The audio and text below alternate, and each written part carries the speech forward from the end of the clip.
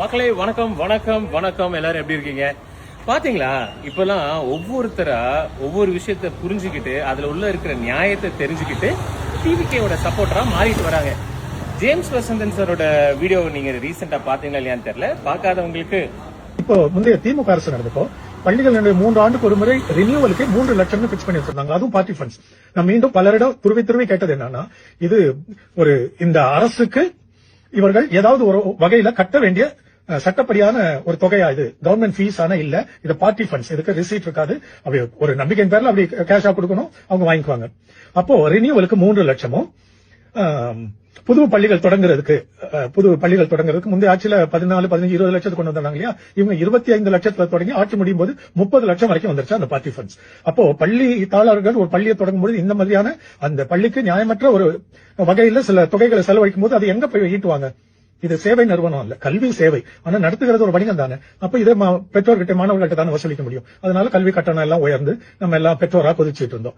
இனிமே இப்படி ஒரு முன் உதாரணம் தாவேகா அரசு சிறப்பாக இந்த ஆண்டு அதை இன்னைக்கு அதை பண்ணிட்டனால, இது நேற்று நினைக்கிறேன், ஒரு கட்சி நிதி எதுவும் வேணாம்னு சொல்லி கிடப்புல கிடந்த அத்தனை கோப்புகளையும் ஒரே நாள்ல ஆல் ஃபைல்ஸ் கிளியர், ₹1 வசூலிக்கல. முந்தைய அரசுகள் செய்தது இது தப்புதான், இதை செய்யக்கூடாது.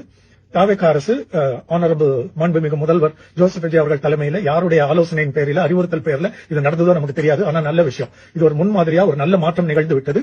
இனிமே வரப்போகிற எந்த அரசா இருந்தாலும் சரி அதை வாங்கக்கூடாது, வாங்க முடியாது. Thank you so much James Vasanthan sir. ஆக்சுவலா உங்ககிட்ட இருந்து நான் சத்தியமா இப்படி ஒரு அப்ரிசியேஷன் எதிர்பார்க்கவே இல்லை. பட் கட்சி பாகுபாடெல்லாம் தாண்டி ஒரு உண்மை நிலவரத்தை புரிஞ்சு டிவிகேக்கும் எங்க அண்ணனுக்கும் சப்போர்ட் பண்ணதுக்காக மிகப்பெரிய தேங்க்ஸ். பாருங்க, இன்ஃபேக்ட் அந்த ஸ்கூல்ல பார்ட்டி ஃபண்டிங்கிற ஒரு விஷயம் சீரியஸாவே நான் முதல்ல போன வீடியோல சொன்ன மாதிரி எல்லாருக்குமே இது ஒரு மிகப்பெரிய ஒரு ஷாக்கிங்கான ஒரு நியூஸ்.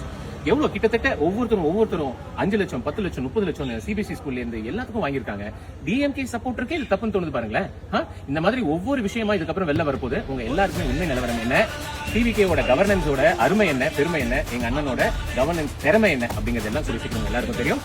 அண்ட் மக்களே, இதோட நிக்க போறதுல இன்னும் நம்ம டிவிகே கவர்னன்ஸ்ல இன்னும் போன ஆட்சியில நடந்த பல கரப்ஷன்ஸ், பல ஊழல்கள் எல்லாமே ஒன்னொன்னா வெளில வரும்.